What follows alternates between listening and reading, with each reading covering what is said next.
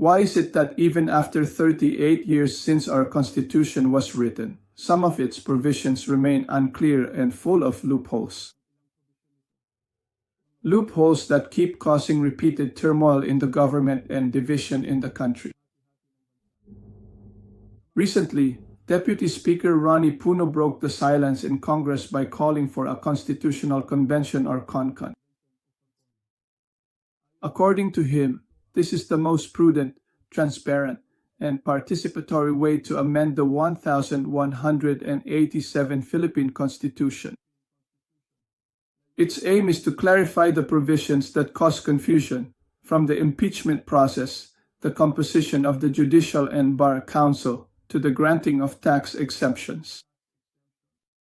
From presidential amnesty to the terms of barangay officials.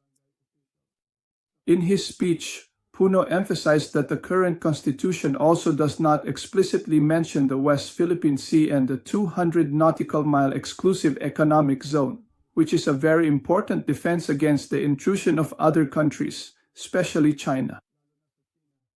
At a time when the issue of sovereignty is critical, his warning was clear. Without a clear constitutional basis, the Philippines has a weak position in the international arena.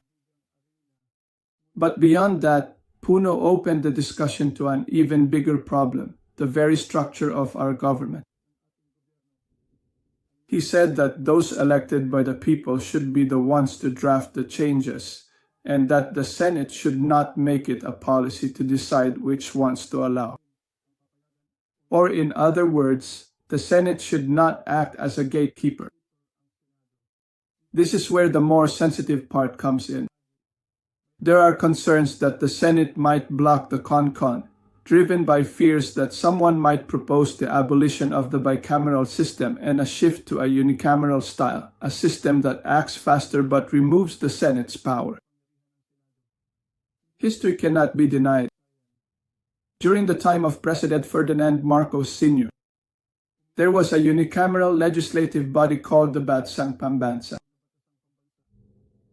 At that time, according to records, the Philippines was among the leading countries in Asia.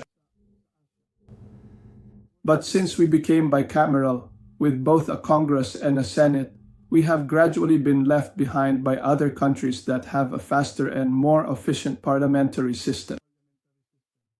At present, according to some critics, the Senate seems to be full of political dynasties, siblings, and relatives, and there are questions about the competence and accountability of some members. Deadlocks in the legislature slowed down the passage of important laws. This is also the reason why, despite several decades of democracy, the country's progress remains slow, so it's not surprising that President Ferdinand Bongbong Marcos Jr. supports this proposal. This proposal is from Puno.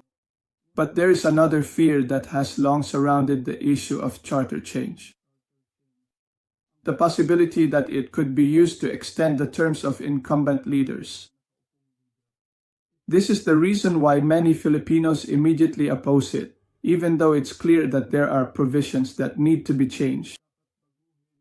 For the economy and government to move forward, this is the big question. Will we continue to let fear and doubt take over? Or will we face the clear need for constitutional reform?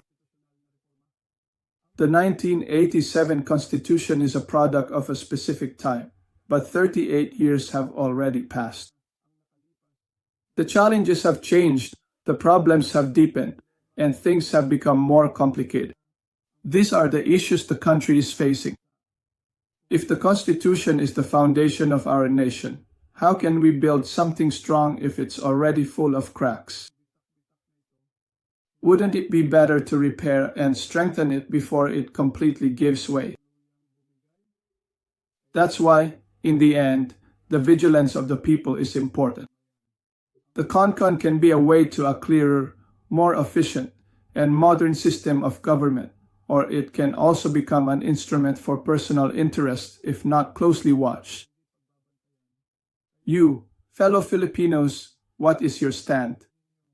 Whether you agree or not, what's important is that we participate, listen, and speak up. Because the future of our nation does not only depend on the leaders, but on all Filipinos. So, if you like our reflection, please like and share this video. Please also comment your thoughts below. And to our new viewers and loyal supporters, thank you so much. Please subscribe to my YouTube channel, AngKampanero, Voice of Truth, full of history. Let's keep the bell ringing for truth, justice, and freedom.